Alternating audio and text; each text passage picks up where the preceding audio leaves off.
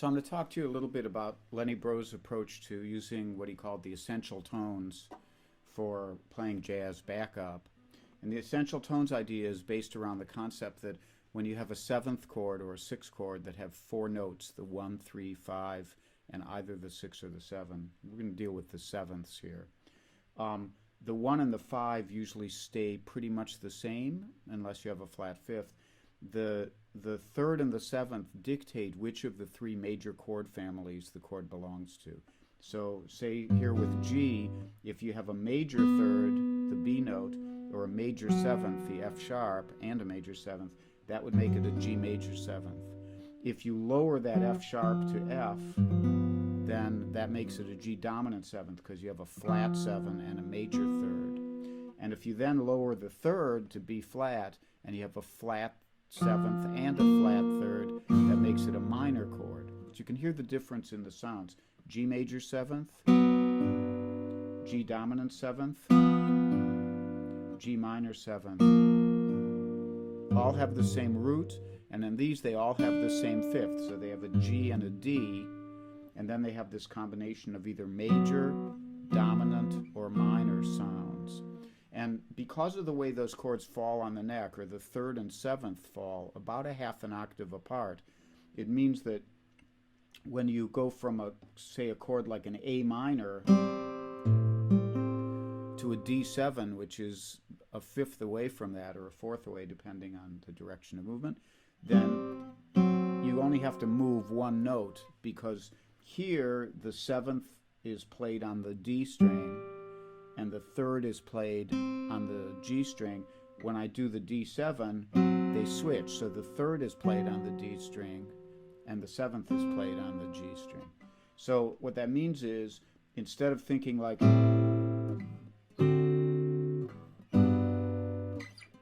how much movement there is if you talk about how they really move in terms of the scale, instead you get this very close together.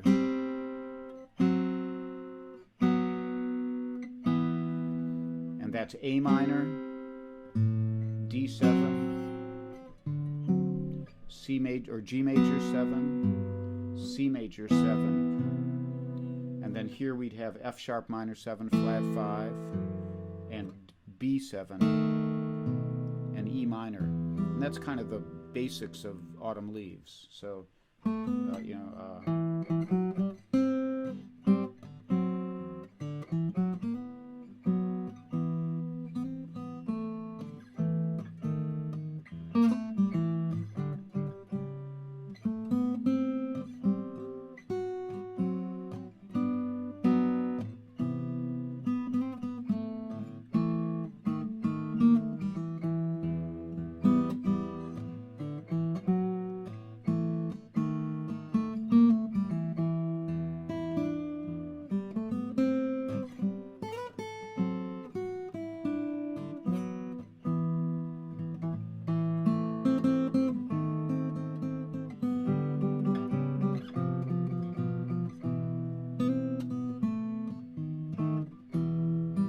So there we had E minor, A7, D minor, G7, and then C, and then B7, and E minor.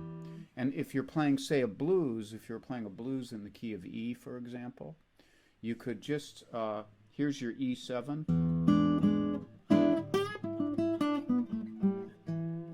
and then you go down one fret with everything, and it's A7. So you have your E7 chord here, you have your A7 chord here, but these two notes, they just move one fret. So you have